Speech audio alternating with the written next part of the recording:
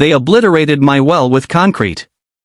My private, fully permitted, meticulously engineered well, my masterpiece of self-reliance, was treated like a hazardous waste site threatening their manicured suburban dream. At the heart of this vendetta stood Caroline Whitaker, HOA president, wielding a clipboard and a superiority complex that could rival a dictator's. She called it a necessary precaution. I call it a declaration of war. And I don't lose wars, especially not to a petty tyrant in Lululemon leggings. If you've ever battled an HOA that thinks it's the Secret Service, share your most outrageous HOA tale in the comments. Let's rewind 8 months to unravel how this nightmare began, a saga that turned my peaceful new life into a fight for freedom. I just settled into Crestview Pines, a picturesque community of 50 homes nestled in the Colorado Springs foothills. After selling my consulting startup for a tidy sum, I bought my $800,000 home outright, no mortgage, craving a quiet haven to focus on freelance civil engineering projects. As a water systems specialist for luxury resorts and high-end developments, I'd grown tired of corporate bureaucracy, endless meetings, soul-crushing micromanagement. Freelancing was my liberation, six-figure contracts, flexible hours, and work that mattered. My first project in Crestview Pines? Building the perfect well. Not just any well, but a showcase of sustainable engineering. It was 25 feet deep, with a 5-layer filtration system that produced water cleaner than anything the city could pipe in. A granite rim caught the sunlight, and at night, LED lights cast a serene blue glow, like a resort feature. A smartphone app monitored pH, temperature, and purity in real time, every metric displayed like a heartbeat for water. This well wasn't just functional. It was my declaration of independence, a symbol of everything I valued: innovation, self-reliance, and doing things right, no matter the cost. Standing by it, sipping the crispest water I'd ever tasted, I felt like I'd finally carved out my place in the world. That's when Caroline Whitaker appeared. 3 days after I finished the well, she knocked on my door, a welcome basket of artisanal cookies in hand, her makeup and outfit so flawless it screamed, "I have no life beyond judging my neighbors." She was 42, recently divorced from a prominent Denver attorney, and had used her $2.5 million settlement to buy the most expensive house in Crestview Pines, a sterile monument to her need for control. Back in Denver, she'd been the queen of charity galas and social clubs, but her public, messy divorce had stripped her of that throne. Now, as HOA president, she ruled our community like her personal kingdom, desperate to reclaim her sense of power. "Welcome to Crestview Pines," she said, her smile sharp enough to cut glass. "I'm Caroline, your HOA president. I had to see this famous well everyone's buzzing about." She circled it slowly, her curiosity morphing into something darker: envy, maybe, or resentment. "You're an architect?" she asked, her tone laced with reluctant admiration. "Civil engineer," I corrected, pulling up my app to show her real-time water quality data. "I design water systems for resorts. This well's water is 10 times purer than municipal supply, with advanced filtration and solar-powered monitoring." I was genuinely excited to share my work, naive enough to think she'd appreciate the innovation. Her expression shifted, her eyes narrowing. "That's impressive," she said, her voice cooling. "But in Crestview Pines, we prioritize community harmony. Simplicity keeps things smooth." The way she said smooth sent a chill down my spine, like I'd just painted a target on my back. "This is sustainable living," I countered, still hopeful. "It could inspire others." Her smile froze. "Harmony with the community, Mason. Independence can be disruptive." She left with a parting shot, "There's an HOA meeting next week. You should come." It wasn't an invitation. It was a warning. I showed up to the meeting at the community center, a soulless beige room that seemed designed to drain all personality from the air. I expected routine debates about lawn care budgets or mailbox colors. Instead, I walked into a meticulously planned ambush. Caroline stood at the podium, a thick folder in hand, her smile as predatory as a shark's. 20 homeowners sat in folding chairs, avoiding my gaze like I was contagious. "Before we start," she announced, "I'm pleased to introduce 15 new community standards, approved last week to ensure safety and cohesion." My stomach sank as she read them aloud, each rule a dagger aimed at my well. No exterior LED lighting, no granite features, no private water systems without board approval. The regulations were retroactive, designed to dismantle everything I'd built. I stood, trying to stay calm. These rules didn't exist when I built my well. I followed all HOA guidelines and secured county permits. Retroactively targeting completed projects is unfair and legally dubious. The room stayed silent. An elderly man, Mr. Larson, stared at his shoes. A young couple, the Thompsons, suddenly found their phones. Caroline's smile widened, her voice syrupy.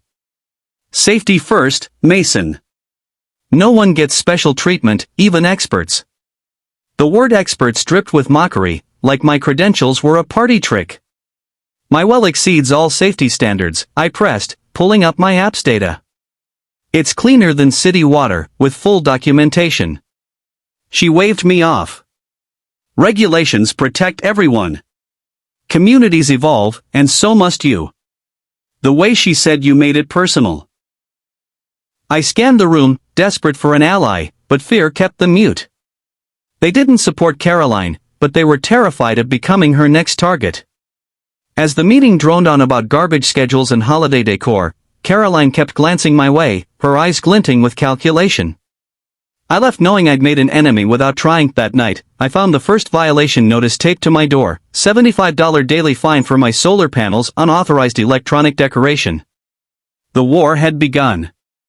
The next month was a relentless onslaught of petty harassment disguised as community standards. Caroline fined me for everything, $75 for a towel drying on my porch, $100 for tomatoes 6 inches too close to my fence, $50 for a mailbox tilted half an inch off-center. Meanwhile, my neighbor's Christmas lights twinkled year-round, untouched. Another sprawling garden violated multiple rules, yet received no notices. By week 3, I'd racked up $1,400 in fines, each one too small to trigger legal review but collectively crushing. I documented everything: photos, timestamps, comparisons to neighbors' infractions, building a case of blatant targeting. Calls to the HOA management company were useless. Caroline had unchecked power. I consulted a local attorney, but he backed out after a cryptic call from someone connected to the local scene. Caroline, the ex-wife of a legal heavyweight, had tentacles everywhere. The breaking point came when Mrs. Larson, my kind elderly neighbor, slipped a note into my mailbox under cover of dusk. She glanced around nervously before whispering, "Be careful, Mason. Caroline's plotting against your well." I overheard her on the phone, talking about environmental hazards and emergency measures. Her note was chillingly specific: she's researching ways to declare your well a contamination risk. She's got a plan to force its closure. Mrs. Larson, a 15-year resident, had never seen such vindictive targeting.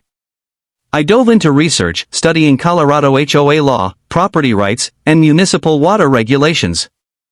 I uncovered a goldmine in Crestview Pines water service contract with Colorado Springs, a clause stating that false environmental claims or community non-compliance could trigger immediate service suspension.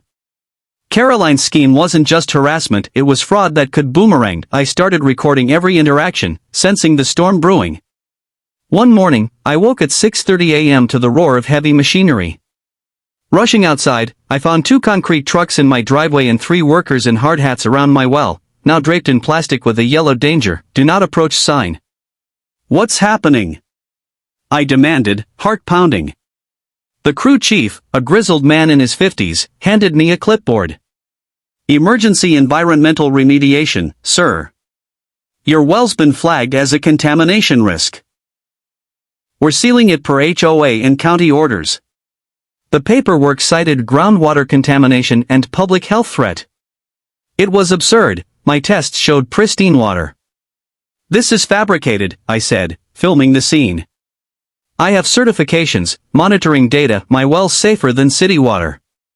The chief shrugged. "I just follow orders. Take it up with the county." A county official across the street snapped photos, his badge lending a veneer of legitimacy. I argued, but the concrete pumps roared to life. In 2 hours, they filled my 25-foot masterpiece with gray sludge, turning it into a permanent scar. Caroline appeared as the last batch poured, her sundress and fake sympathy as calculated as ever. "Oh, Mason, I'm so sorry," she cooed. "We couldn't risk the neighborhood's groundwater." My camera caught her every word. "You know this is a lie," I said, trembling with rage. "You faked the tests." Her mask slipped, a smirk flickering. "That's a serious claim. Sounds paranoid." She walked off, leaving my yard a construction zone and my dream in ruins. She thought she'd broken me. She was dead wrong. I'd found her weakness. Her fake contamination report violated the city's water contract, risking service suspension for all of Crestview Pines. I needed her to admit her fraud on record. I texted her, proposing a peace negotiation at my house, betting her ego would draw her in. She replied instantly, "Of course, Mason. Reasonable people can always find common ground. Tomorrow afternoon?" Her eagerness confirmed she wanted to gloat.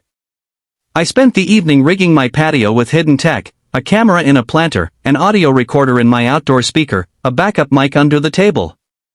This wasn't about revenge, it was about justice. Caroline arrived in a floral dress, toting a $50 bottle of Chardonnay like we were old friends.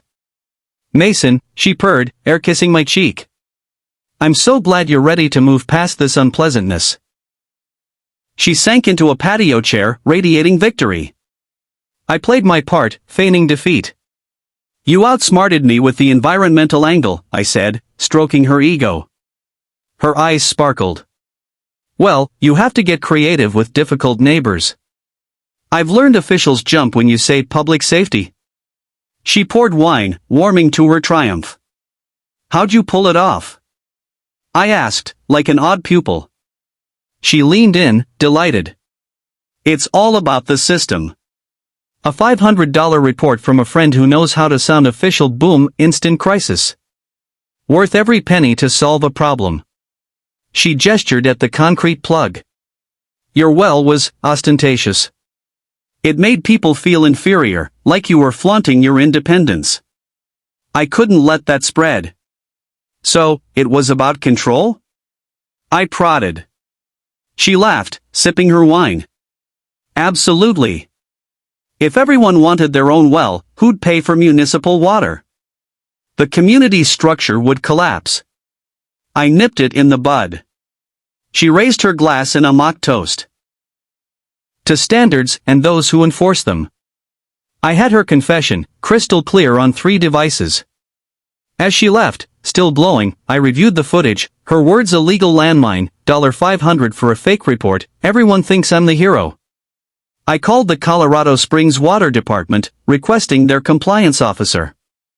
"I'm reporting fraudulent environmental claims that violate Crestview Pines service contract," I said, submitting the video and a 20-page dossier documenting Caroline's harassment.